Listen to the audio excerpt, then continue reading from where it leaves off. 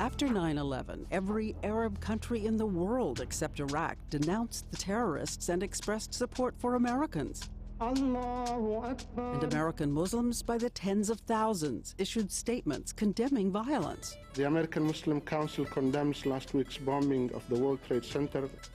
But so many of you wrote us that you think in the years since the American Muslim community has gone silent. Hi, my name's Roy Stoner. I'm from Chesapeake, Virginia. Roy Stoner, not a Muslim, says his son is serving his third combat tour in Afghanistan, and he asks, where are the mainstream Muslims around the country? Is there something in the Islamic religion that keeps Muslims from speaking out or demonstrating publicly against the radical Muslims that we are fighting? He asks they please speak up more. I think this would be very important to the American people and to our troops to know that there are people of the Islamic religion that support us. So we set off to Paterson, New Jersey, the second largest Arab community in America. All-American schools, all-American shops. You can see the pistachio and date cakes from the Middle East right next to the Easter chocolate. Some Muslim women in headscarves, some in shorts. And the Muslims there were candid with us, that they resent being asked all the time to explain extremism. Sometimes I get annoyed because I always feel like I'm apologizing for something I didn't do again. You know, we're always trying to apologize. We have to be extra nice now. The way we moderate Muslims feel about extremists who hijack Islam to hurt others is that those people exist in a totally different moral universe than we do.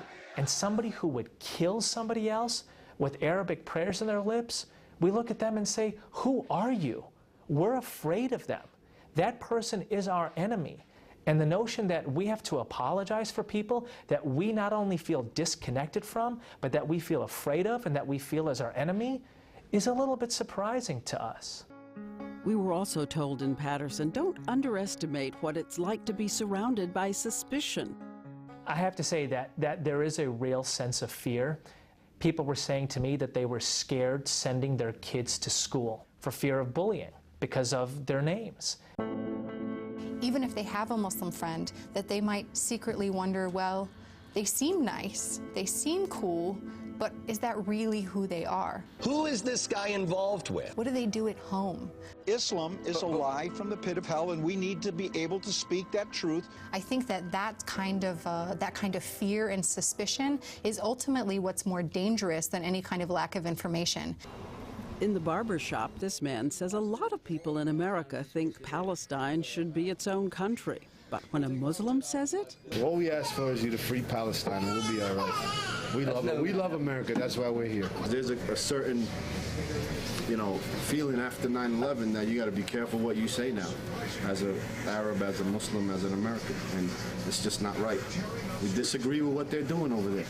And we remember on the day the Twin Towers fell, Farouk Mohammed was working for the New York City Fire Department. There were Muslims like me there, and some that died, trying to help others, and we're American just like other Americans. I mean, as much as I hate to say it, on that very day, while I was doing my work, I had a uniform on that had my name on it, Muhammad, and people were asking me what's going on, as if I had something to do with it. And one more reminder. 7,000 Muslims are fighting in the American military. When you hunker down in silence, then you let others define you. And I think that's very dangerous. Moderate leaders need to speak up. They may have to wear a bulletproof vest to do it, because there will certainly be conservatives and radicals in their own faith tradition that say, you know what, you're not a true Muslim. And that is a really scary charge that people have to be willing to face.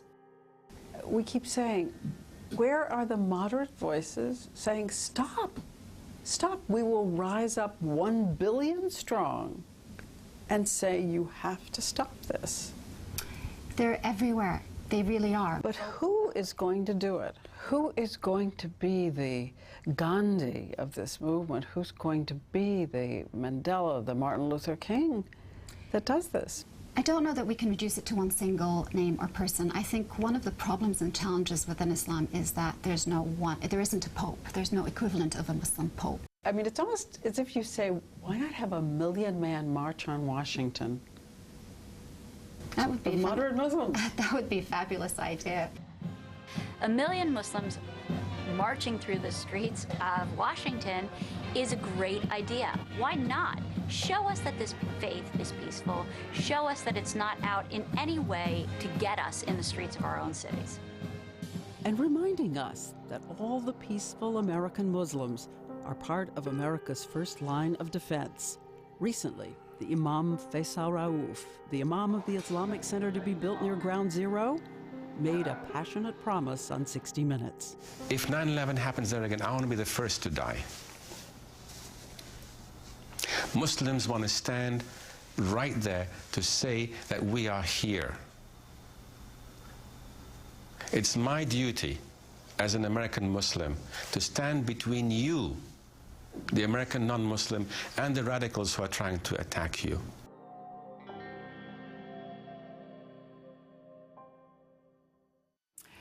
And when we return, a lesson learned by Americans in one town because of one little girl.